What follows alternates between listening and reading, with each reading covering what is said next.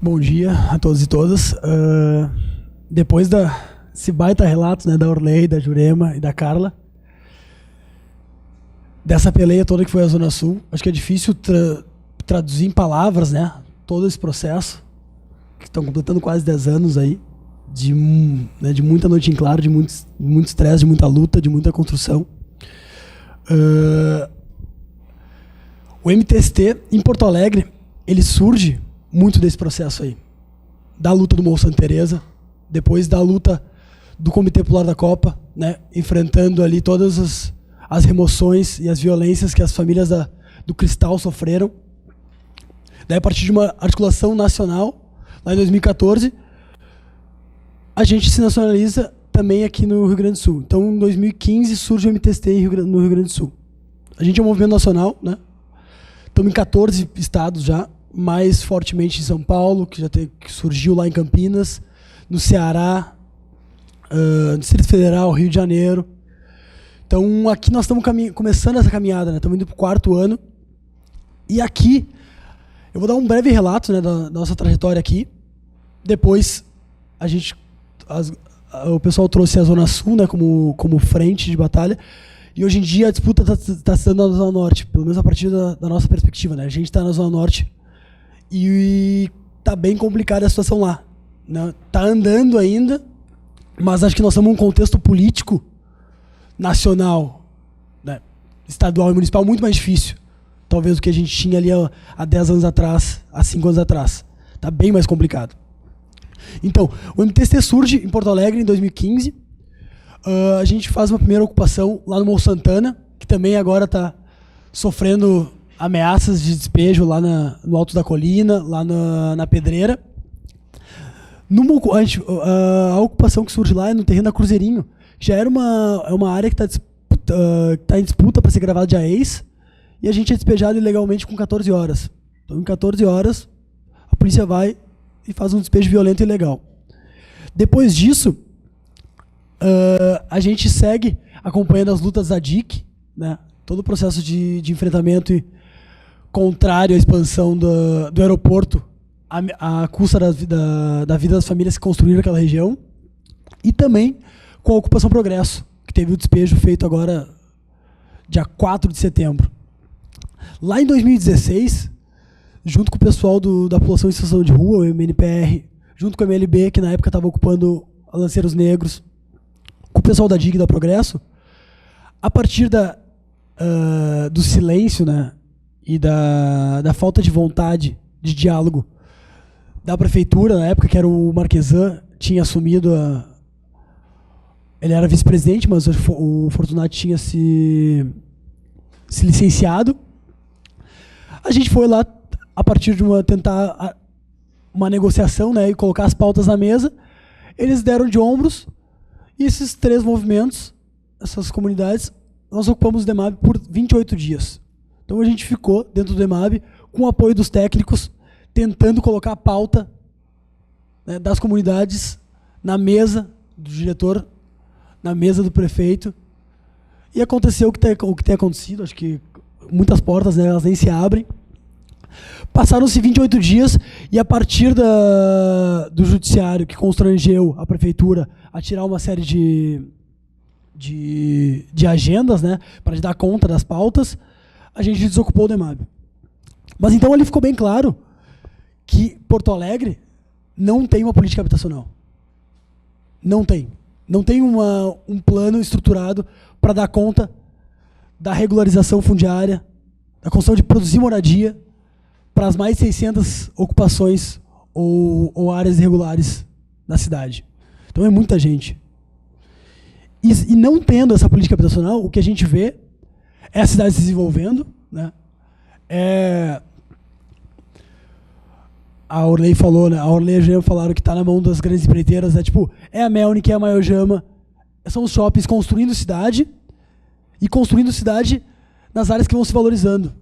Só que nessas áreas que se valorizam, antes não eram valorizadas, tinha gente morando ali, tem gente morando ali, que construíram, que ajudaram a valorizar essas áreas, que brigaram por transporte, que brigaram por saúde, por educação, por emprego. E quando chega tudo isso, o Cristal se valoriza, a Múltipla vem, e daí... Então, a balança ela é muito desigual. Tem grupos de interesse, os moradores também são grupos de interesse importante, mas não tem a força, né, que esses grupos têm. E o Estado deveria mediar isso, e ele media, mas tem lado. Então, na Zona Norte, está se passando a mesma coisa. O aeroporto, o projeto de expansão da área do aeroporto, ele é bem antigo. Se for ver lá tem documentos da década de 60, 70, que já prevê a expansão da pista e nunca foi levado adiante por motivação política, ou falta de verba e tudo mais. Durante o primeiro governo Dilma, com verba do PAC 1, ou do PAC 2, agora não lembro, estava prevista a expansão, e daí acho que estava tendo algum imbróglio ali, alguma disputa, que tinha algum grupo político, até do Eliseu Padilha, que queria levar o aeroporto para Triunfo e para a região metropolitana. Então não estava bem certo. Entre eles lá tinha alguma disputa. Resolvida essa disputa, se manteve o projeto de expansão do aeroporto, e naquela época, o projeto, para ele ser efetivado, precisava que a Vila Dique saísse dali. A Vila Dique, para quem não conhece, aquela época eram mais de 1.300 famílias que vieram para Porto Alegre no processo, né, de mecanização do campo, lá do processo de urbanização da década de 60 e 70, no governo militar, durante a ditadura. Então, aquelas famílias construíram aquela região ali. Elas tinham produção de animal, tinham trabalho com a reciclagem, tem ainda, né, envolvimento com a SEASA. E daí, sobre a justificativa da expansão do aeroporto, né, o desenvolvimento da cidade que deveria afetar positivamente todo mundo, 1.000 famílias foram removidas, né, sendo que elas tinham o direito, elas tinham a posse daquela área, e se fosse levar, né, um processo de regulação fundiária ou o processo de uso campeão coletivo que está tramitando hoje, elas também teriam o direito de propriedade, né, de reivindicar a urbanização da área. Acaba que a Infraero e o governo federal voltam atrás, né, tipo, a expansão da pista do aeroporto não passa mais pela DIC, ela vai para o outro lado agora, que vai para cima da Nazaré. Só que aí já é tarde, né? Aí são mais de 1.000 famílias que foram reassentadas a 6, 7, 8 quilômetros da Vila Dique, né, da onde construiu sua vida, onde tinham 3, 4 gerações ali, lá no Porto Novo. Muitas delas voltaram depois, muitas famílias tiveram, sei lá, em função de conflito, teve gente que morreu, teve gente que perdeu filho e filha lá, perdeu relação de emprego, relação de vínculo familiar. Então, sobre a justificativa da expansão, do desenvolvimento da cidade a qualquer custo, quem arcou com isso foram justamente essas famílias, não foi a sociedade porto-alegrense em geral. Bueno, 340 famílias seguiram resistindo lá, né, da ocupação do EMAB. A gente conseguiu organizar a tramitação do processo de uso campeão coletivo via Defensoria Pública Estadual e está tramitando. Só que essa tramitação, né, ela vai de acordo com a celeridade do judiciário, que cada caso eles dão uma velocidade diferente. Bueno, DIC, por enquanto é isso. Nazaré. Nazaré também é uma comunidade perto da DIC, que também está sofrendo essa ameaça há 50 anos. Acho que relato da primeira pessoa, da pessoa mais antiga da Nazaré, tem mais de 60 anos a vila lá. É uma vila que tem 1.500 a 2.000 famílias. Bem do lado do Big Sertório, ali, que hoje em dia é o Walmart. Uma região que tem 2 hospitais, tem uma UPA, tem 11 linhas de ônibus, tem vários shoppings, tem escola, tem toda uma infraestrutura, está próxima do centro, está próxima da entrada da cidade. Então, essas famílias elas estão sendo ameaçadas de despejo há muito tempo. Há muito tempo. Se tu caminha pela vila, as pessoas elas não constroem banheiro de alvenaria porque a vila está prometida para sair até o final do ano. A gurizada costuma comentar que a saída da vila e o Natal e o Papai Noel são 2 lendas, né? Então, mas agora, depois do golpe de 2016 e com o governo Temer assumindo a cadeira da presidência da República, foi dado seguimento a uma série de concessões dos aeroportos, né, no modelo privatista. Teve de Recife, teve várias capitais, e uma delas foi o Santos Dumont o Salgado Filho em Porto Alegre, que foi concedido para a Fraport, que é a Frankfurt Airport, uma empresa alemã que veio e injetou bastante dinheiro. Então, com essa verba da Fraport, a expansão da pista vai se efetivar. As obras estão acontecendo, o Marquesan e o Sartori foram lá, fizeram a inauguração do canteiro de obras. Só que a cabeceira da pista, ela passa bem no meio da Nazaré. Bem no meio. A comunidade... Bem no meio. A comunidade não é contrária ao desenvolvimento da cidade, do aeroporto, né? Até porque chega emprego, aumenta a renda, mas também não é legal que quando se desenvolva, o desenvolvimento vá só para uns, né? E não para quem está ali do lado construindo a cidade no dia a dia. Só que a situação da Nazaré ela é muito complicada. Ela já é qualquer comunidade que não esteja regularizada, né? Que vá reivindicar a moradia a partir de uma necessidade, tipo, fazer uma ocupação porque não tem outra opção, está fragilizado, né? Tipo, não tem essa proteção jurídica e estatal. Mas lá em 2010, teve um processo de negociação entre o DEMAB e algumas lideranças da Nazaré, que não representavam a totalidade da vila, tipo, meio que um acordo a portas fechadas, assinou a divisão da vila em duas partes, que uma parte iria para Dimbaúva, que era um loteamento dos Irmão Maristas, que era uma área de preservação ambiental, que foi loteada, né, nessa lógica do Minha Casa Minha Vida, e a outra que é o Senhor do Bonfim. Inclusive, algumas famílias ocuparam o Senhor do Bonfim, que é um loteamento ali perto da Brasil, e teve também o processo de remoção. Só que, para a vila, não é uma... Essa saída nunca foi a saída que eles queriam. Por quê? Assim como a Dica, a Nazaré, o povo anda de cavalo, o povo tem carroça, o povo cria bicho, o povo trabalha da reciclagem, o povo tem todo aquele entorno ali, aquela identificação. O bairro São Sebastião, que é do outro lado da Sertório, o Lindóia, até 80 anos atrás era uma chácara também. Não tinha aquelas casas lá. Então a Nazaré, ela se desenvolveu com a região e deu força, mão de obra e tudo mais para desenvolver a região. E agora que a região é super valorizada, eles vão lá e mudam o que era a Vila Nazaré para São Sebastião e agora é Sarandi, né? Tipo, o nome do bairro. Então tem um processo que já está pensado há muito tempo com aquelas famílias que não estando mais ali. Então a cidade ela vem se desenvolvendo, ela vem sendo planejada, simplesmente ignorando ou dando uma solução para 2.000 famílias, quase 10.000 pessoas, sem a participação delas. Então essa é uma peleia que está acontecendo agora, está sendo mediada pelo Ministério Público, pela Defensoria Pública Estadual e pelo Ministério Público Federal. Só que não tem uma vontade do Departamento Municipal de Habitação, e muito menos da empresa alemã, né, da Fraport, que contratou, que assinou a concessão achando que estava tudo resolvido, né? Chegaram aqui, se deram conta, e daí se depararam com a realidade que tem 2.000 famílias lá, e eles têm que dar um jeito de resolver isso. Então, a briga da Nazaré hoje é para construir uma alternativa que mantenha a Vila unida, que mantenha a Vila na região. Tem condições de fazer isso? Tem.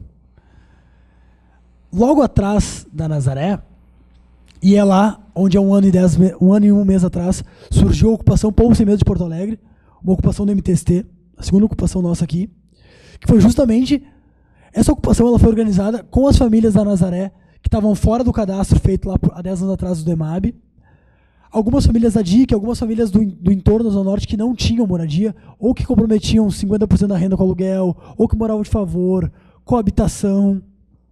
Então essa ocupação ela foi construída lá para botar uma bandeira, para que as famílias se organizassem lá, mostrar para o poder público e para a sociedade que na região tem sim espaço para moradia popular. não tem necessidade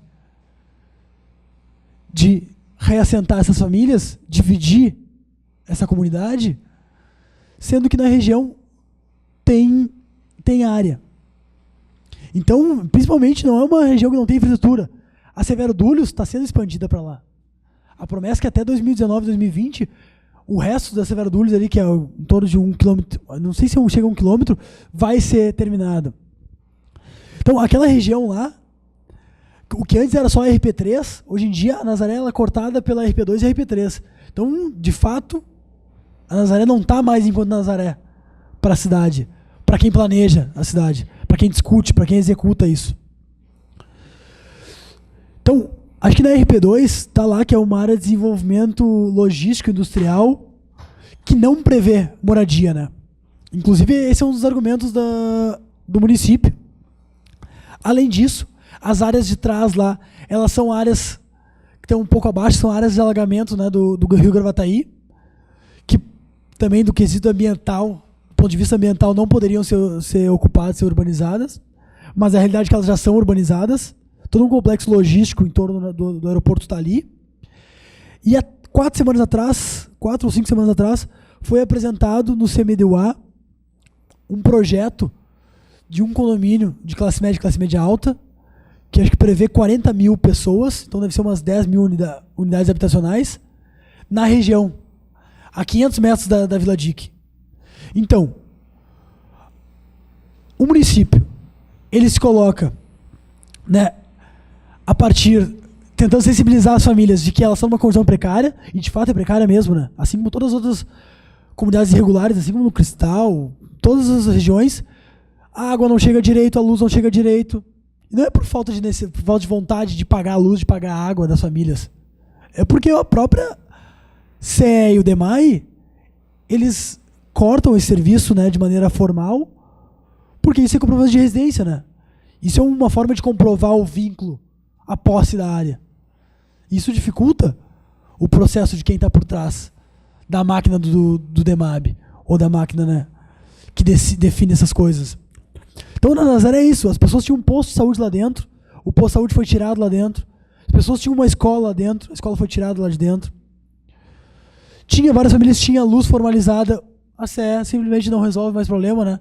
As pessoas seguem com gato nesse processo de tirar, né, qualquer acesso à infraestrutura das famílias. Elas já estão numa condição precária, aí elas aceitam qualquer coisa, né? Tipo, se chegar hoje com 20 mil dentro de uma comunidade oferecendo pela casa, as pessoas aceitam na hora.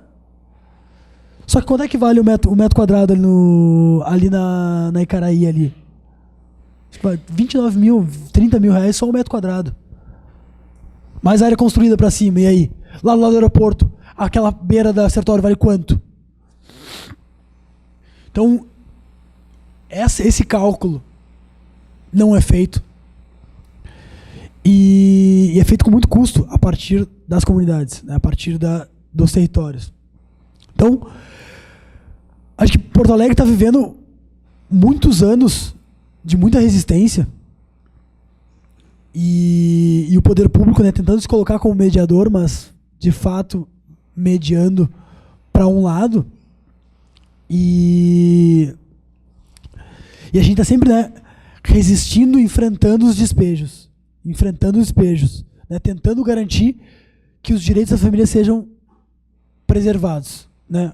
Seja garantindo a negociação coletiva, seja reivindicando chave por chave, e não fazendo como a prefeitura fez ali na Tronco, né? Que acho que tem mais de 600 famílias no aluguel social espalhadas pela cidade, vivendo, né, a custa de 400, 500 reais, sei lá onde é que tu aluga isso, aluga uma peça, uma casa com isso daí em Porto Alegre hoje. Então, há uma ausência de política habitacional. Eu estava conversando com o Samuel agora, que o DEMAB não tem mais status de departamento de secretaria. Ele é algum braço de alguma outra secretaria. Então, acho que a briga daqui para diante, acho que por isso que o MTST se organiza, tipo, tenta antever o problema né, organizar as famílias que hoje não têm moradia, ou que moram de forma irregular, ou que moram de aluguel, ou que moram de favor, ou que moram inclusive na rua, porque sem teto não é só quem mora na rua. Sem teto, provavelmente aqui nessa sala vão ter vários sem tetos que não se enxergam enquanto sem teto. Então, acho que ser sem teto não é motivo de vergonha individual, né? Acho que é um motivo de vergonha social, um fracasso social. A gente ter na nossa cidade, no nosso país, pessoas que não têm onde morar. Então, as ocupações do MTST, elas são organizadas pelas pessoas que não têm teto, que são sem teto, mas de forma a constranger, a reivindicar que o Estado cumpra o seu papel e estabeleça, né, uma política habitacional para a efetivação de moradia digna. Seja regularizando, seja construindo, né, através de Minha Casa Minha Vida, Minha Casa Minha Identidades. Minha Casa Minha Identidades muito mais, porque dá autonomia para as comunidades gerirem o projeto e construírem, escolherem como vai construir de acordo com as necessidades, de acordo, né, com as suas vontades, e também tira a margem de lucro das construtoras, o que deixa os projetos com um acabamento muito mais qualificado. Não vai ter debate se vai ter elevador ou não vai ter elevador. Vai ter elevador. Então, todo isso que a gente conquistou nos últimos anos está posto a gente já perdeu agora no governo Temer, né? Mas o que vem pela frente vem mais ainda, tipo, entrando um pouco na conjuntura nacional. Então tá bem difícil. A gente nunca teve uma política habitacional estruturada, e Porto Alegre muito menos.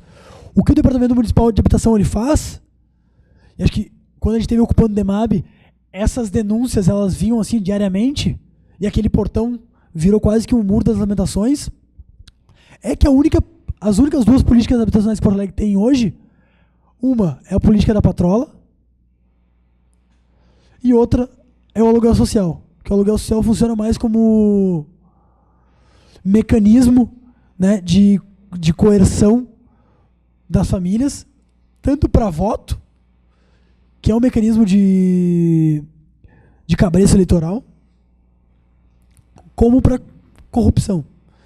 Então, daqui a pouco, a gente abrindo a caixa preta do aluguel social, esses montantes que circulam ali, a gente conseguir alimentar um fundo municipal de habitação e, paulatinamente, com um compromisso, dar cabo desse déficit.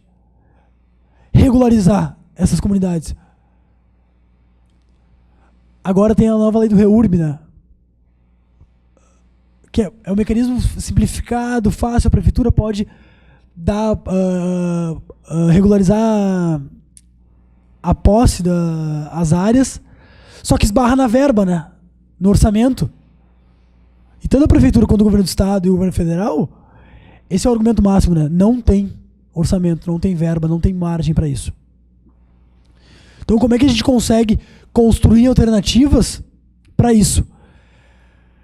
E é muito importante que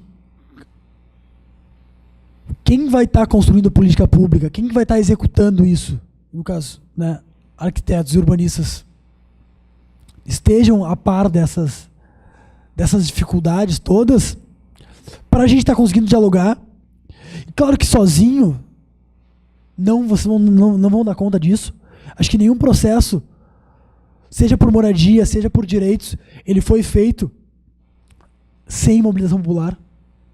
Então acho que esse é das várias variáveis que foram colocadas aqui, e essa foi ressaltada muitas vezes, é a principal. A gente precisa se mobilizar, a gente precisa ir para a rua, a gente precisa ter o debate qualificado, constranger as estruturas a tomarem lado, que querendo ou não, somos nós que bancamos isso, né? São as comunidades que bancam isso, a partir do consumo. Então, não é justo, né, que a gente construa, que a gente banque, mas a gente também seja moeda de troca. Então, a Zona Norte está vivendo exatamente isso. Se vocês olharem de cima do mapa, dá para ter trazido, no fim não consegui. Tem o aeroporto, tem a Nazaré, tem a DIC e tem um vazio urbano, né? Só que aquela área ali, ela está conectada nesse plano do 4º distrito, que começa ali na rodoviária e vai até o Humaitá, até a Arena do Grêmio, que vai transformar toda a cara da central da cidade. Ali, da onde está Nazaré, da onde está a DIC, nesse condomínio que está sendo aprovado, não é nenhum... Está sendo aprovado pelo CMDUA, então é um projeto de exceção. Então, a exceção, ela pode, quando tem um recorte de classe, né? Quando tem um recorte de quanto tu pode pagar por essa exceção. Então, dali, as pessoas estão a 1h30 do litoral, a 1 hora da serra. Então, é uma área que está super valorizada também. Assim como o Cristal, que está 5 minutos do centro, tem a vista do Guaíba. Então, como é que essa cidade está sendo pensada? Ela está sendo pensada há muito tempo. E a gente está vivendo, acho que depois dessas lutas da Copa, a gente teve meio que uma ressaca que as comunidades, Porto Alegre deu não uma tranquilizada, uma ressaqueada mesmo assim, perdeu esse ímpeto. Tanto que a gente viu... Hã? Entramos em curto. E a gente está vendo esse ano o que teve. Teve Lanceiros Negros, teve Progresso, teve Senhor do Bonfim, teve Porto Novo. Tiveram algumas famílias do Porto Novo que foram removidas com um aparato de guerra. Tem um tanque agora que o Choque usa, tipo, que é um absurdo. É um absurdo. Então, em 2018, Porto Alegre só vai ter despejado e construído mais necessidade, mais demanda por moradia. E quando tu despeja uma área irregular, uma ocupação, tu não só não resolve o problema, como tu aprofunda ele. Pode ter certeza. Agora com a Progresso. A Progresso foi despejada dia 4 de setembro. Só nesse último mês ali, surgiram 3 ocupações. 3 ocupações. Então, essa política habitacional, ela é uma máquina de produzir desigualdade. E eu acho que cabe aqui entre nós, e tendo em vista, né, esses debates, toda essa mobilização de discussão dos pontos do plano diretor a serem transformados, a gente acumular para, em 2020, quando chegar a revisão, a gente conseguir pontuar o que é importante, o que resolve. Porque não adianta a gente pensar em mobilidade urbana se a gente coloca as pessoas cada vez mais para longe. Não tem como. A gente vai pensar Imagina, são 10 mil pessoas na Nazaré que conseguem chegar na Zona Norte, no centro de Porto Alegre para trabalhar de maneira muito fácil, com uma linha de ônibus em 15 minutos. Não tem como a gente pensar a situação da mobilidade se as famílias vão ser jogadas para Mário Quintana, num outro extremo. Então, o problema ele se aprofunda. Então, eu acho que esse é o desafio. 2018, nós temos 2 meses e 2 semanas até o final do ano.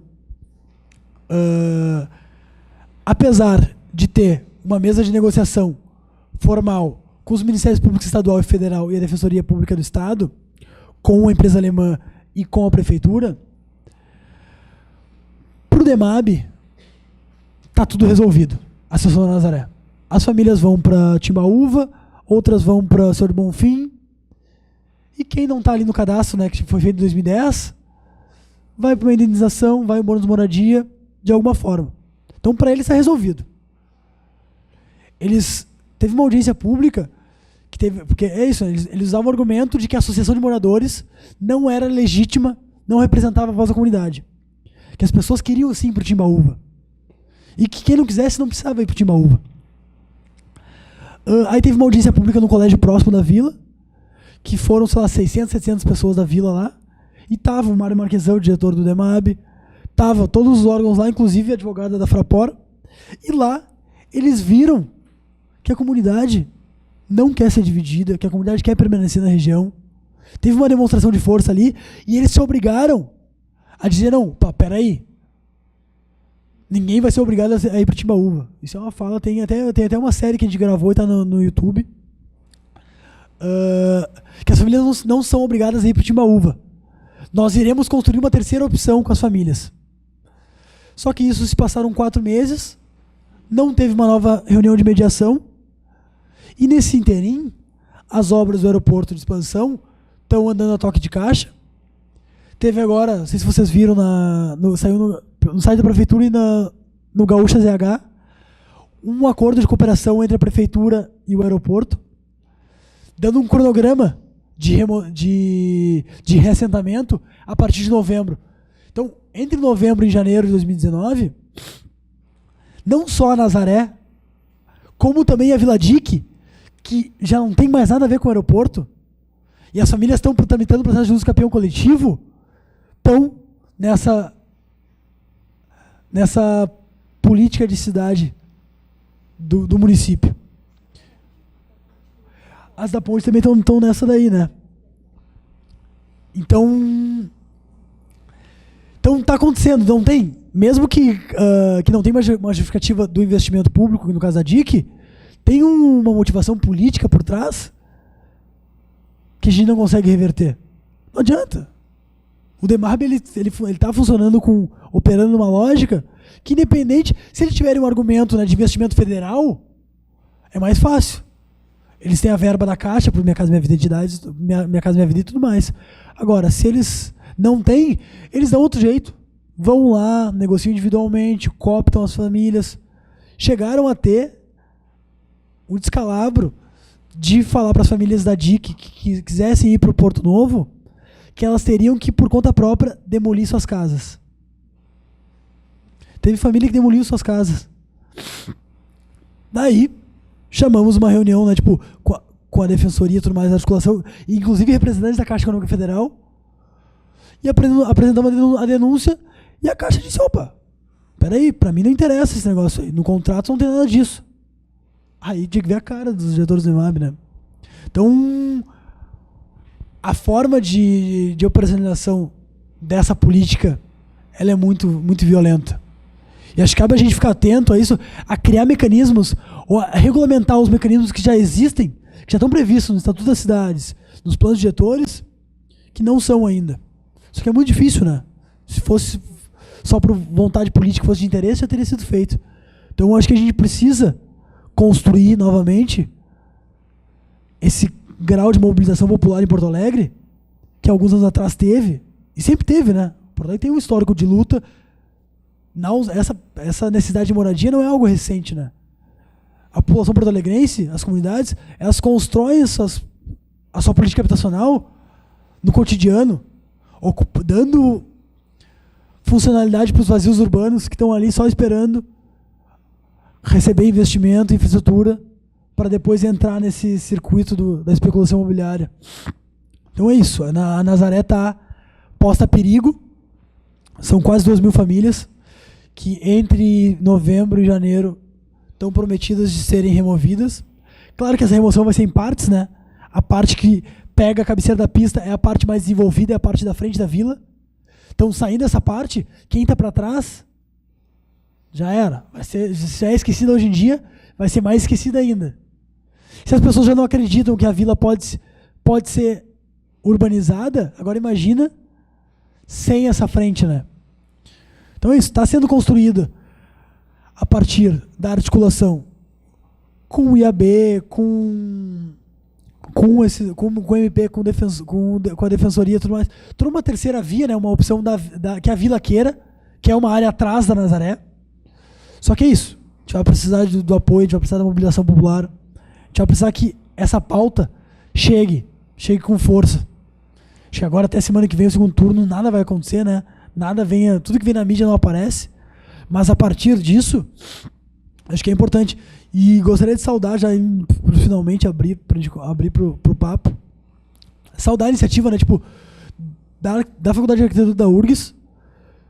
Teve um outro projeto de extensão, práticas urbanas emergentes, que visitaram a Nazaré e abriram as portas da Nazaré, vir aqui e fazer essa troca, de pensar numa saída, né, porque é isso. A Carla e a Orley falaram que, tipo, as comunidades fazem de tudo, mas a gente não consegue. Tem coisas que o Estado tem que dar conta. A própria assistência técnica, né? Sabe, essas coisas a gente não tem como a gente fazer. Não tem condições. Então, é muito importante essa proximidade. Que a universidade consiga, né, fazer esse diálogo e melhorar os procedimentos e tá à disposição Porque a galera tá de braços abertos, a gente tá de braços abertos, esperando. Dá pra entrar em qualquer lugar dessa cidade. Tem lugar que é mais seguro que a região central. Lá na Nazaré, lá na ocupação, a galera brinca, né? Tipo, aqui dentro eu mexo no celular, saio pra fora eu guardo. Então, esse papo de que a periferia é violenta, que não tem trabalhador e tudo mais, isso é bobagem. Claro que tem violência, claro que tem tráfico de drogas, tem várias situações lá. Não é esse mundo maravilhoso, as crianças na rua, né, e tudo mais. Mas tem também a disputa de como é que cidade que a gente quer construir. É uma cidade vertical, estéril, que as pessoas não têm praça pública mais, que vão jogar bola numa grama sintética, ou um espaço comum, onde a gente troque, a gente conheça, onde a gente construa a cidade juntos. Então, acho que esse é o desafio. A gente construir uma política habitacional que dê conta dessa demanda e também criar os espaços para a gente discutir a construção da cidade com quem constrói ela a partir do trabalho, mas que também possa planejar e decidir os rumos dessa cidade. E acho que é aí que o MTST se coloca, é aí que a ocupação do MTST e as lutas todas que a gente vai fazer daqui para frente estão aí. É trazer esse debate que está acontecendo aqui para a periferia, e que a periferia também consiga, que a gente inverta, né? Tipo, daqui a pouco não precise mais ter essa lógica de periferia-centro, né? Que a cidade seja uma só, de fato. Então é isso, gostaria de agradecer principalmente a Lívia, o Gabriel, todo mundo que estava envolvido aí, a Orley, a Carla, a Jurema que já foi. Então seguimos.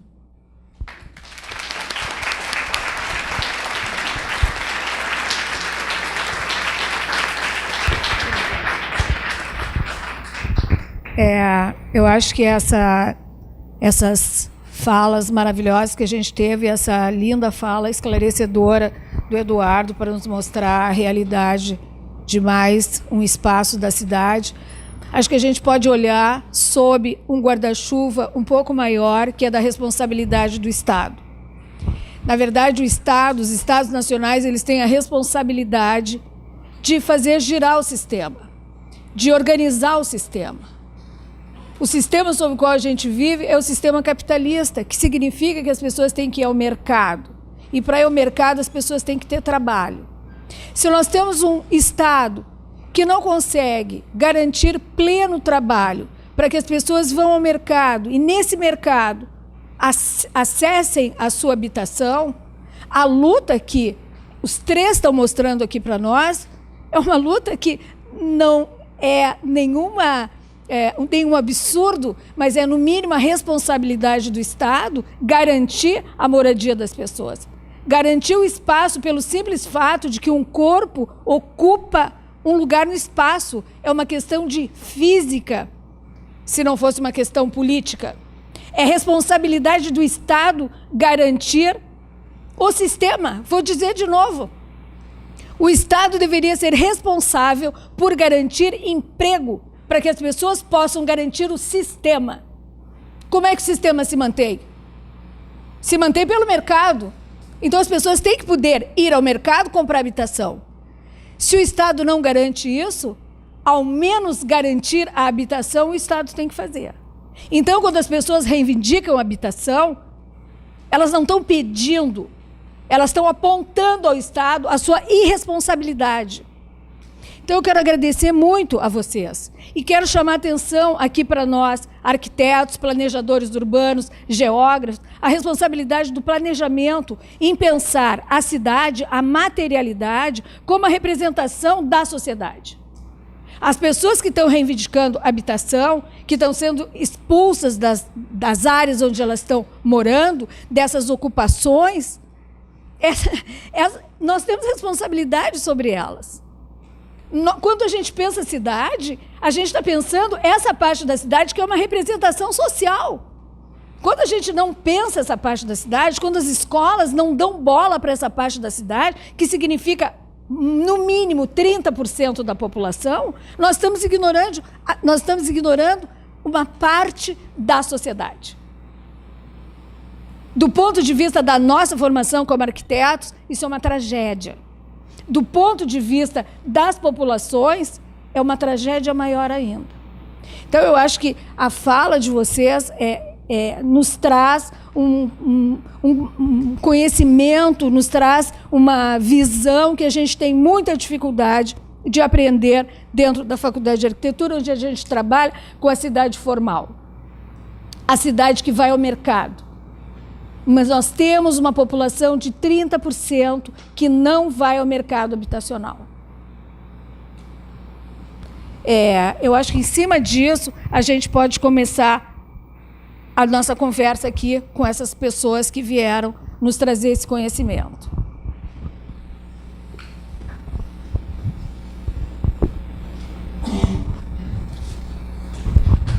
Perguntas, pessoal? Algum questionamento, comentário?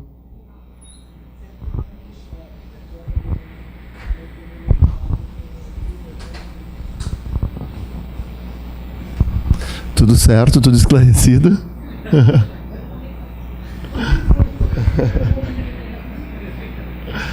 Bom, eu vou passar para eles então fazerem um comentário. Pois é, né? Hoje o pessoal tá tímido. Fazer um comentário então sobre as falas. Ó, já surgiu, pronto.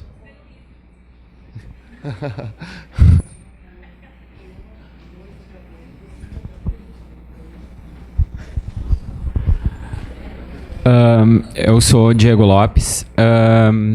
Eu fiquei com uma curiosidade que é a questão até que tu colocou sobre se existe alguma movimentação do MTST com parte a talvez fazer uma cobrança da questão da assessoria técnica à moradia econômica, né? E também da experiência de vocês. Eu sei que a Carla tem um envolvimento, né? Trabalha com isso. Que experiências vocês visualizam assim de repente estruturar essa assistência e cobrar mesmo no momento meio nebuloso que a gente está, cobrar isso e que isso aconteça, né? Porque seria talvez uma maneira direta de haver uma cobrança por parte da população que mais necessita, talvez a nós, a academia, aos arquitetos em geral, dessa atuação para quem, no final das contas, mais precisa, né?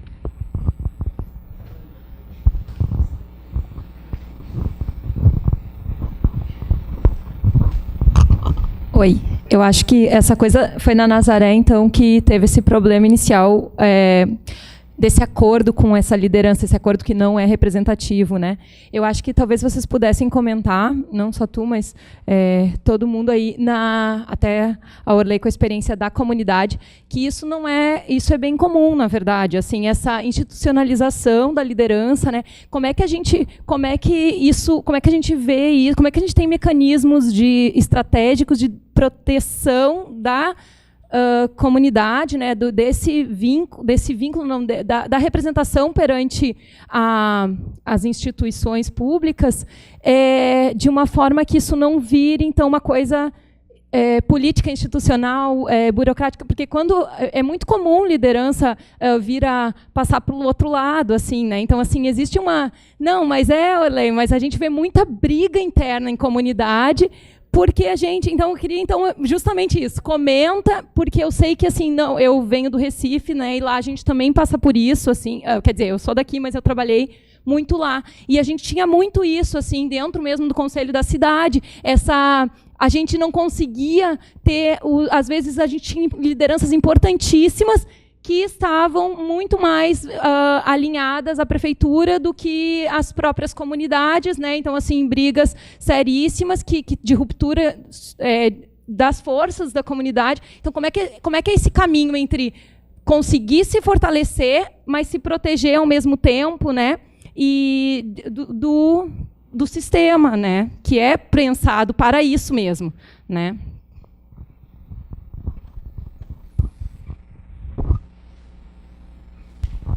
Bom dia, meu nome é Helena, sou arquiteta. Primeiro queria agradecer a vocês, foi emocionante, eu quase choro, né? Porque é um assunto que sensibiliza, né, a gente, é profundo. Então, muito obrigada, primeiro.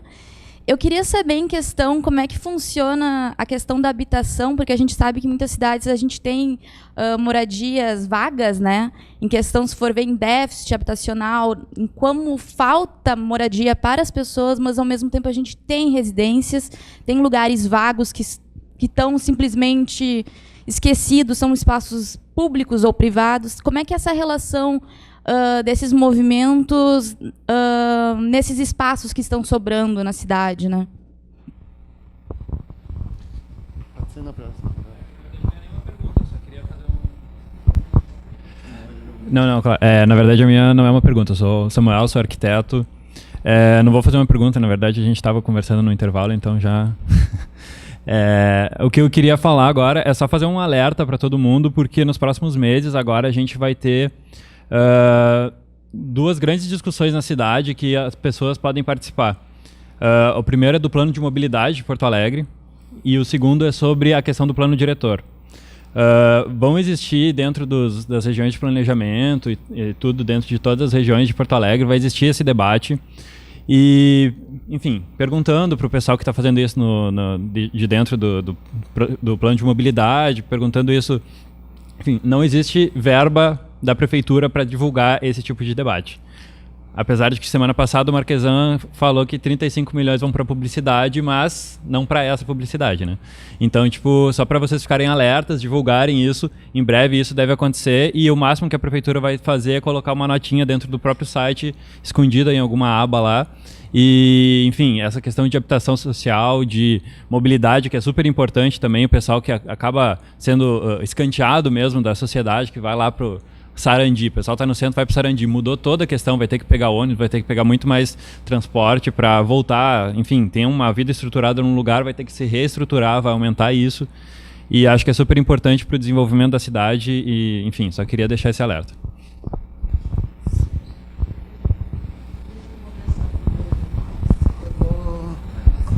Tá, eu vou responder a pergunta da Sabrina, né? Sabrina, uma das coisas que acontece acontece sim das pessoas se dividirem do poder público, quando tem alguém que se destaca dentro da comunidade, ele faz o favor de abranger aquela pessoa para que ele fique quieto, né, e dança conforme a música deles. Mas a maioria não faz isso. Então, geralmente eles assim, ou se filia em algum partido, eles chegam lá com aqueles papelzinhos, vamos filiar porque tu é uma pessoa assim, eu já digo que eu sou uma pessoa cara, não estou à venda, né? Então, não me vendo assim. Então, eu disse, acontece sim, mas como a gente fortalecer? A gente instrumentaliza a comunidade. A gente quando eles vão com a manha, nós já estamos indo como eles se defender da manha. Porque a gente faz para eles assim, se vocês caírem na mão dos lobos, o que vai acontecer? É a vovozinha que vai ser devorada, né? E vocês vão ser devorados. Então, a gente tem esse cuidado de não deixar as pessoas se envolver com o lado político. Quer ser político, quer fazer política, faça. Mas pensa primeiro onde tu estás, aonde tu está ocupando, o que tu mora, o que tu faz para não ser levado por essas comunidades. Acontece sim. Outra coisa, outra pergunta que ele falou sobre essa assessoria é muito, muito importante, que a gente vai para dentro dos escritórios, a gente sabe que alguém está, fulano lá milita para uma tal comunidade. Sempre tem o boca a boca nossa, né? Então, a gente vai lá, senta, faz um bom papel, conversa, ele nos dá. Se está de acordo com a nossa ideia, a gente aceita. Se não estiver de acordo, a gente não aceita, procura um outro. E, geralmente, quando a gente vai para esse tipo de debate com assessoria, com a faculdade, a gente também teve muita assessoria dos alunos, e eles próprios batem na nossa casa e dizem, olha, nós estamos aqui para ajudar. Então, eles não trabalham sozinhos, trabalham em conjunto, assim que nós entramos, né, Carlinha, junto. Então, a gente nunca faz a coisa sem eles por conta própria, nem nós sempre com assessoria atrás, sempre por trás. A gente está batendo aqui, mas tem um lá atrás que diz, olha, vamos lá, é assim que vocês querem, é assim que... Sempre de acordo com as comunidades, com a iniciativa, né, com o desenvolvimento da comunidade, né? Sempre é assim. Com relação à questão da cooptação de lideranças, digamos assim, né, eu acho que a gente tem que pensar também que existem, que dividir essas lideranças ela é uma estratégia. E aí, como é que isso se dá no processo é importante, na realidade, quando você chega lá. No caso do Madic, do Nazaré, ou mesmo das famílias lá da Ponte do Guaíba, e começa num processo de 3, 4 anos, no mínimo, a não ter propostas concretas, a trabalhar com essas famílias numa forma de liberação de trecho da pista, trecho da ponte, não motivadas pelo direito delas à moradia, numa coisa que é tão necessária para a vida delas, tu já começa ali uma sementinha, um processo de construir divergências, né? Quando tu diz que tu vai dividir a comunidade, quando tu vai lá e diz assim, olha, a proposta do governo, a gente está ouvindo lá que é, sei lá, o aluguel social, a compra assistida. Já estão entregando a compra assistida, fulaninha já aceitou.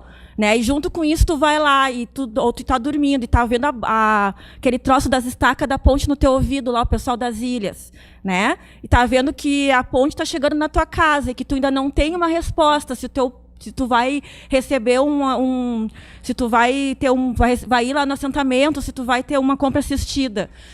Isso tudo já vai dividindo as pessoas. Né? Então, isso é uma estratégia de criar essa divisão, e essa divisão fomenta as intrigas, e aí tu vai criando conflito justamente para te beneficiar deles. Assim, a gente tem que prestar atenção nessas coisas também, porque a pessoa, no limite, ela tem lá a família dela, ela tem que salvar o teto. Né? No limite, é isso que ela vai pensar como qualquer ser humano pensaria. Né? Então, se olha... O próximo tum da estaca é em cima da minha casa. Não estou vendo resposta de lado nenhum. O pessoal está todo em curto, porque estamos todos em curto, né, gente? Estamos todos em curto. O que eu vou fazer? Eu vou aceitar aquela compra assistida que a prefeitura está me oferecendo, que é R$150 mil, é 150, acho que lá para a ponte, 130, é uma coisa assim, que tu olha lá, tu entra lá no site das imobiliárias da região, dava, né, para comprar um apartamento de um dormitório, depois do anúncio já não dá mais, né, porque o mercado imobiliário não é burro, né, pensa lá que são no mínimo 300 famílias com compra assistida a R$130 mil. O que o corretor de imóveis lá na casa dele está pensando da vida dele? Obviamente isso inflaciona o mercado imobiliário, né? Vamos fazer é direto e reto, assim. Então, aí metade das famílias aceitam, metade não aceita, daí já na reunião da comunidade, bluf, já deu briga, já começa. Então, não é assim, ele é só cooptado. Não é, nunca é só isso. Com relação à questão da assistência técnica, ela é uma questão não tão simples, né? Na realidade, existe toda uma assessoria técnica que as ONGs e que os movimentos tentam dar para poder ter uma disputa minimamente justa, porque, como eu coloquei lá, o outro lado sempre vem com todo o seu aparato técnico, né? Então, se tem uma ocupação no prédio, ele vai dizer que tem risco de incêndio, que tem, ou então ele vai dizer que o prédio vai cair, ou então que aquela área não tem condições, porque ela é uma APP, porque aí os argumentos todos vêm, e sempre vêm com laudo técnico, com projeto. Então, essa questão da assessoria ela é extremamente importante, não somente a jurídica, porque o jurídico precisa também do técnico para poder se fundamentar. Um exemplo disso ontem no C10, bem pontual, teve um pessoal lá que foi uma demanda do SAJU. Né? Eu tenho uma relação de tempo assim, de conhecer o trabalho do SAJU do GAP, mas o que veio lá foi o pessoal que atende a parte civil, o pessoal que chega lá com inventário. Né? E chegou lá com uma questão de inventário, lá no Lajeado, na Zona Sul, que tem uma questão fundiária terrível, esbarraram numa questão de desmembramento, fracionamento, e esbarraram que precisavam de um arquiteto. Isso aqui é uma coisa que nós precisamos de um arquiteto, do engenheiro, eles pensaram na hora. Né? E aí ligaram essa função de assistência técnica, e a BSAERGS ligaram para o SAERGS, o SAERGS indicou o C10, e aí a advogada lá estava dizendo, olha, tem um monte desses processos lá no SAJU, um monte, e não tem arquiteto. E eu disse, olha, isso aí tem demanda de arquiteto, tem demanda de topógrafo. Aonde estão essas criaturas? que não estão lá. Aí a gente conversando, sim, o pessoal que estuda topografia na faculdade de arquitetura vai lá medir 50 vezes o Campos do Vale. 50 vezes o Campo do Vale, podia ir lá medir o lajeado para ajudar a dona Maria a regularizar o lote dela, por exemplo. Indo um pouco na linha essa de como é que a gente faz as coisas saírem para, né, um pouco do campo da universidade. Então, é extremamente importante. Junto com isso tudo, a gente tem a Lei de Assistência Técnica, que diz lá, bem bonitinho, como todas as leis, que existe assistência técnica pública e gratuita para as famílias de baixa renda. Que legal, é um direito. Aonde é que as famílias acham essa criatura? Como é que as famílias pagam essa criatura? Como é que essa criatura que quer trabalhar com isso chega lá na demanda? Porque nem isso. Você vai conversar com os arquitetos que saem da faculdade, loucos para trabalhar com isso, eles também não sabem. Aí eles vão lá e começam a fazer trabalho voluntário. Legal, gente, super legal. Eles fazem na primeira semana, todos os dias, no primeiro mês, 15 dias, 2 meses, 3 meses, 1 mês, não vão mais. Porque, bem como o Eduardo falou aqui, sem tetos somos todos, muitos. Né? Então, assim, tem muito arquiteto que não tem dinheiro para pagar o aluguel. Tem arquiteto morando em ocupação. E aí o DOC bate todo mês na porta, você tem sim que ter a tua profissão. A gente não faz. Nós, enquanto arquitetos, não podemos trabalhar a cidade formal como nosso trabalho e a cidade informal como se fosse diminuir minha culpa com o mundo, sabe? Como se fosse a caridade da igreja. Esse é o nosso problema, esse é o problema que a gente tem que resolver. E se o problema de saúde pública, quem resolve é o médico, e o problema da assistência jurídica gratuita, o advogado está lá, por que nós não estamos também? Então, isso é uma discussão muito complexa também que a gente tem que enfrentar. Né? Então, obviamente, se faz um trabalho de assessoria técnica dos movimentos, das ONGs, né, de algum jeito, porque tipo, a Habitat vai lá, por exemplo, e busca os seus financiamentos, o C10 vai lá, monta os seus projetos, busca os seus financiamentos, cada vez mais difícil, porque se a gente coloca na pauta conflitos fundiários, regularização fundiária, as pessoas já olham assim, porque é ONG legal que trabalha com meio ambiente, bichinho e criança e adolescente, a gente tem que dar real também, vai lá e falar em conflito fundiário que envolve disputa, economia, não é legal, né? Então a gente também tem esse entrave. As assessorias técnicas tentam se manter da forma que dá, com um esforço enorme de tentar pegar carona na questão da lei de assistência técnica e viabilizar algum arranjo institucional que amarre lá o fundo de habitação, quando tem dinheiro, com essas assessorias, mas também um esforço tremendo. No limite, o que as famílias fazem, né? Algumas que estão num estágio um pouco mais avançado, que já estão avançado, que eu digo assim, livre do despejo, não tem mais uma ameaça, né? Estão já organizadas num prédio, como acontece com a ocupação 20 de novembro aqui em Porto Alegre, ou com o prédio da Borges, ali da ocupação 2 de junho, eles conseguem cotizar entre as famílias os custos dessa assessoria técnica e vão avançando passo a passo. Mas aí tem que ter os escritórios, assessorias, então os profissionais autônomos que consigam sobreviver nessa lógica, né, profissionalmente. E também é um outro desafio que está posto aí. Então, enfim, são vários meandros que envolvem isso, assim. Enfim, só para tentar responder as duas questões.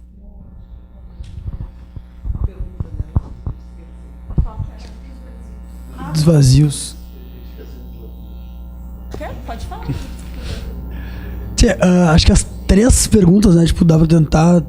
Acho que a assistência técnica já falaram bastante, mas acho que trazer um outro ponto, que é isso, tipo, da produção de cidade.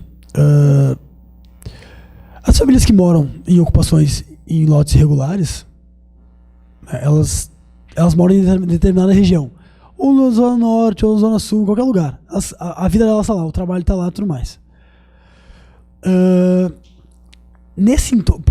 Por isso que a forma de atuação do MTST também é a partir de construção de novas ocupações, mas em ocupações do MTST as pessoas não moram de fato. Claro que tem pessoas que estão num estágio de tremenda necessidade que elas acabam morando, mas por que a gente não, nas ocupações do MTST a gente não mora nas ocupações, via de regra? Porque a gente não quer produzir mais moradia precária. A gente não quer produzir mais, sei lá, um processo de favelização mais, não. A gente quer produzir moradia digna. Então as ocupações são formas de a gente se organizar, enquanto sem teto, para reivindicar esse processo de urbanização, esse processo de produção de cidade nos vazios urbanos, já inserido no plano diretor, já inserido na cidade formal. Porque a gente também tem direito a isso. Então não adianta a gente fazer ocupação é barbada. A galera faz ocupação aqui à torta de direito. Não tem isso. Só que é isso, né? De que forma que forma está se produzindo em cidade? Como é que a gente dá conta depois disso? Depois que uma ocupação está lá, loteada e tudo mais, como é que tu consegue urbanizar isso depois? Como é que tu urbaniza uma Nazaré hoje? Tu vai tirar todo mundo de lá e vai botar onde para urbanizar em quanto tempo? Então, a forma como a gente se organiza é tentando antever e direcionar esse processo de produção de cidade de uma forma organizada, de uma forma, tipo, aquele negócio de direito da cidade, que a gente consiga ter acesso. Então, eu acho que, da perspectiva de atuação do MTST, isso é muito importante.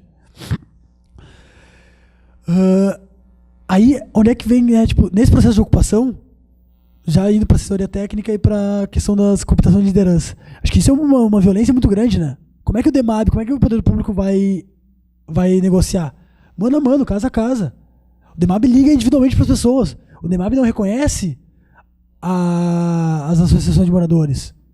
Quando convém. Quando convém, quando a liderança é a liderança. A assinatura tá válida aqui, já era. Daí, tipo, no mano a mano ali, as pessoas, tu não sabe o que tem naquele contrato, as pessoas assinam coisa sem saber, tem promessa. Na Nazaré eles usam, todo mundo quer ir pro Senhor Bonfim, quem quer sair, né? Ou quem não tem escolha, o Senhor Bonfim é mais próximo, já tá pronto, tudo mais, é mais seguro, as pessoas querem ir. Só que são 364. E na Nazaré tem mais de 1.500 famílias. Tu acaba usando esse peixe para as famílias brigarem entre elas e acabar com toda a comunidade. Então tem que construir um processo de negociação coletiva. E claro, isso aí passa por uma coisa que a gente está sofrendo agora, que é a falta de mecanismos democráticos, mecanismos de participação democrática no cotidiano. A gente teve o orçamento participativo, mas depois não foi mais, né? Que tipo de democracia a gente vive no Brasil hoje?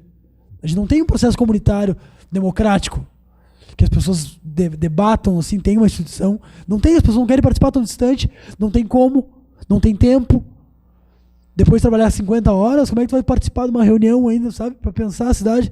Então, dentro das ocupações do MTST, a gente também aproveita aquele tempo ali, que tem o ideal que seja curto, né? Mas também para ir se exercitando esse trabalho de sonhar junto que tipo de cidade a gente quer construir e a partir de uma estrutura democrática. Tem os grupos que se organizam, debatem as necessidades, aí tira uma definição coletiva. Como é que a gente segura, né, das lideranças? Dentro de ocupação do MTST, não circula dinheiro, né? Só pode se manifestar quem participa. Tipo, tu não vai para uma atividade, tu não vai para uma assembleia, tu não vai fazer uma mobilização de massa se tu não teve na reunião anterior, não teve ali. Não vai falar do que não decidiu. Então a gente cria alguns mecanismos, claro que na prática é complicado, mas a gente tenta aprofundar isso. Que é isso, né? Tipo, eu tenho 27 anos. Eu até nunca participei, tipo, de algum fórum, de algum espaço de decisão, de debate, né? Nunca.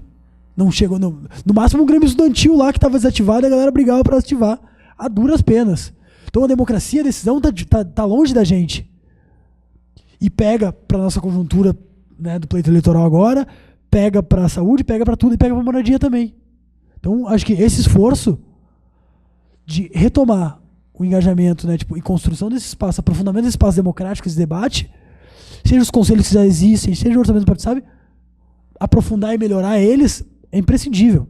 É imprescindível. Não tem como construir um processo democrático e organizativo na Nazaré hoje com 2.000 famílias em 6 meses. Não vai ter como. Tu vai conseguir construir o máximo que tu consegue, mas não vai ser. Então é muito difícil. Então acho que esse é uma coisa que nós temos que atentar. É muito importante isso. É muito importante isso. Inclusive acho que dentro dos órgãos, né, de setores, né, tipo, no próprio sindicato, tem que ter esse mecanismo de controle de debate. A ciência técnica, hoje em dia, quem que tá, tipo, na DIC, quem que presta assessoria técnica lá, no EVU? O EMAV. Só que o EMAV tem condições de assessorar a Nazaré, o Morro Santa Teresa, a Boa Esperança. Não tem condições. Como é que a gente constrói isso? Tem a lei que não, né, que ela não é cumprida, não leva as vias de fato. Inclusive, Porto Alegre hoje, o departamento mais atuante dentro do EMAB, e a pessoa mais atuante é o Ademir Maria, que ele está à frente da parte das cooperativas lá.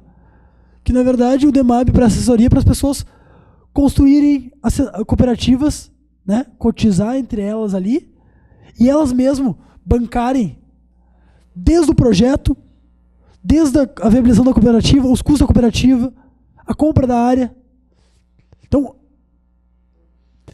é isso, tipo, tá transferindo uma responsabilidade da sociedade para aquelas famílias que estão numa condição que, se elas tivessem condições, tipo, de fazer de outra forma, elas não estariam naquela ocupação, elas não estariam naquela forma precária.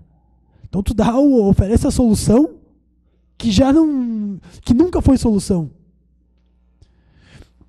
Então, falta ciência técnica. Pô, na Progresso era isso. O Ademir Maria chegou aí na Progresso, prometeu dizer que a cooperativa era isso e tudo mais. Eles não tiveram a capacidade de ceder assessoria jurídica para assinar a formalização da cooperativa. Só que eles têm que bancar isso. Tem um corpo jurídico no DEMAB. O caso do MTST também. A gente viabiliza os projetos via Minha Casa Minha Vida Entidades. Né, que a gente tira das construtoras, a gente mesmo constrói projetos, as famílias ali decidem como consegue e tudo mais. A gente consegue, tipo, tirar a margem de lucro e construir, sei lá, o João Cândido lá em Taboão da Serra. Tem 8 andares, elevador, praça, 3 dormitórios, sacada. Sabe, o negócio Minha Casa Minha Vida faixa 1. É maravilhoso. Só que também a gente precisa apresentar o projeto. Quem é que vai estar ajudando o projeto? Lá em São Paulo eu vi que tem vários escritórios de assessoria técnica e que não só escritórios de modelos da universidade, são tipo... Então a gente tem que aprofundar isso também, mas também tem que garantir, né, que vocês consigam se manter. Não adianta de fazer tudo na caridade, no amor e tudo mais. Acho que tem esse negócio Mas a gente tem que constranger, criar formas legais disso. Tem verba, tem recurso. É só a intencionar. Então é isso. Estamos sem essa assessoria técnica. A Progresso, a URGS foi uma baita parceira, mas levou, sei lá, 2 anos pra gente conseguir fazer o estudo solo. Sabe? Em 2 anos, já foi. A Petróleo já fez, já acabou, já não tem mais tempo de nada. Então, isso é muito delicado. Não sei se eu consegui responder bem, acho que as 3 questões.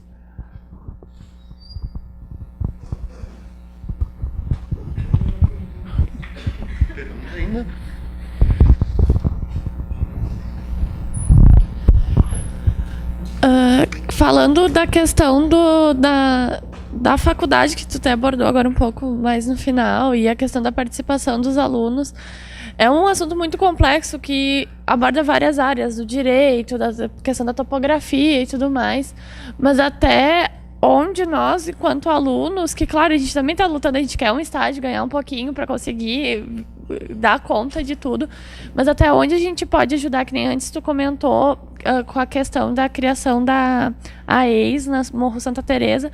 Tem lugares que não tem o saneamento, a questão da infraestrutura de energia elétrica e tudo mais.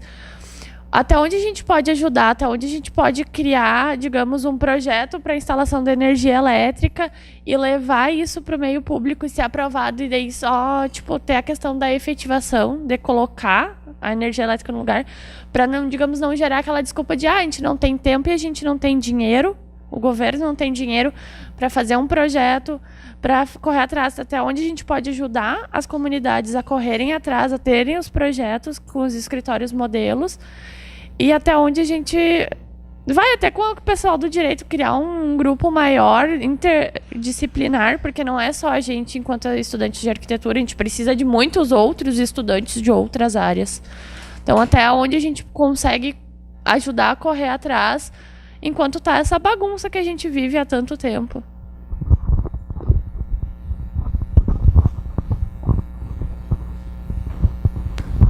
Mais alguma pergunta? Então vamos para a resposta e depois a gente... Eu vou tentar. Eu acho que é junto. É junto, é todo mundo junto, porque não tem como sozinho. Na realidade, cada ator tem um pedacinho da coisa, sabe? Um pedacinho do processo, assim. Não são os estudantes indo sozinhos para dentro da comunidade, mas é a comunidade, é eles junto, entendendo as estruturas nas quais a gente está disputando, porque tudo, desde lá de dentro da comunidade até chegar no Estado, é tudo uma disputa. A burocracia, ela vem sempre como um não, com não dá, com não é. Na realidade, antes de chegar no projeto, né, tem um monte de outras coisas, né? Tem os levantamentos que, por exemplo, o pessoal estava comentando do ambiente crítico, né? Temos que fazer um levantamento lá, chama a galera quem quer ajudar. Então, tem essas questões, esses momentos de organização insurgentes, assim, das demandas das comunidades, que tentam agregar as pessoas, elas agregam para uma ação e depois elas seguem a vida. Algumas pessoas permanecem nesses coletivos, outras vão tocar a vida em outros espaços, né? Mas eu não consigo ver outra forma de ser junto, assim, porque ontem ficou muito claro para mim, até uma pergunta que eu vou fazer depois aqui no EMAV ou no SAJU, como é que é a conexão desses dois grupos de estudantes, porque quando a menina me falou, ela tem um monte de demanda lá do SAJU que esbarra na questão da arquitetura. Como é que isso se junta? Isso nunca se juntou antes? Nunca conversaram como é que isso acontece ou não acontece? Aí tem uma sementinha que eu acho que é importante. Se a gente está falando aqui de questão da terra, dos conflitos, acho que alguém tem que ir lá costurar essas pontas, né? Então, porque tem um monte de ponta solta, assim. Eu não consigo ver outra forma. Não é sozinho. Isso eu sei que não é sozinho. Porque lá no morro a gente não ia ter conseguido fazer nada. Só comigo, ou só com a Orley, o Vinícius teve um papel, quando a gente todo mundo junto teve um papel, o Sindicato dos Arquitetos teve o IAB teve papel, o MTST, quando estava lá no início, na mobilização, com a questão estratégica, teve um papel, e isso tudo é um processo que as pessoas vão se agregando, vão se juntando. Sozinho não tem como. Eu não consigo ver outra forma de ser junto.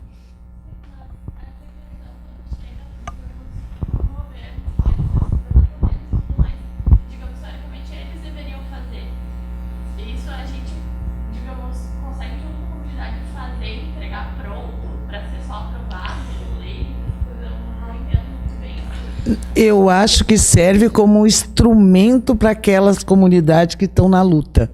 Porque para o governo nada dá, né? Então, assim, como a comunidade não tem... Eles pensam que a comunidade não está instrumentalizada. Então, na medida que as comunidades estão instrumentalizadas e tem atores que podem chegar com o projeto... Por exemplo, esse projeto da urbanização que a professora faz com os alunos lá dentro da minha comunidade. Então, esse projeto, ela disse, vamos fazer uma exposição aqui na faculdade. Para mim, não é relevante fazer dentro da faculdade, aonde tem os próprios estudantes, que já têm uma outra visão, que já tem essa visão do fechado, entendeu? Eu quero botar na rua. Porque aí é que faz com que as outras comunidades...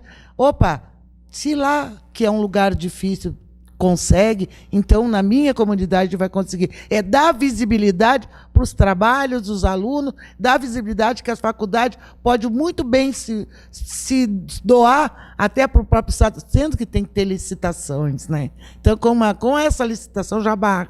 Então, para nós, os trabalhos da faculdade é o nosso divisor, assim, é a nossa instrumentalização, que é possível, sim, que pode fazer, sim, e só basta ter boa vontade. É isso que nós usamos, entendeu? Nós usamos esses trabalhos para isso.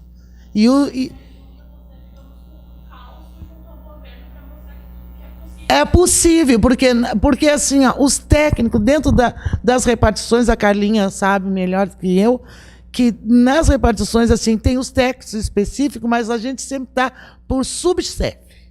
É o sub do sub do sub que não conhece nada. Então, o sub que senta contigo, porque o chefe que é da sessão, ele não senta, porque ele não tem essa coisa para sentar com pobre, ou sentar com vila, coisa assim. Então, ele manda o sub. O sub, olha, eu tenho aqui que ele mandou dizer isso, isso e isso, tá? Mas nós não aceitamos. Então, nós temos... Quando a gente tem esse trabalho, a gente dá essa visibilidade e diz, tudo é possível. Se não for assim, nós não sentamos com vocês e saímos fora. É assim que acontece. Essa coisa isso é uma coisa bem importante, assim, do papel instrumentalizador, né, que existe, por mais que não seja o projeto que eles vão fazer, porque nunca é, porque sempre precisa de muitas outras coisas, mas só a forma que o empoderamento que isso dá para as comunidades, para eles entenderem aquela construção e poderem contra-argumentar de uma maneira mais efetiva, né, quando tu senta lá numa mesa de negociação, só aí já tem um ganho tremendo. Porque o que acontece normalmente é a gente sentar lá, as comunidades sentarem e ouvirem um não, porque o técnico não quis, porque tecnicamente não dá, ponto, fim da história. E aí não, eles já chegam lá de um outro jeito. Não dá sim, tem outra forma, né? Então, esse momento ele é super importante.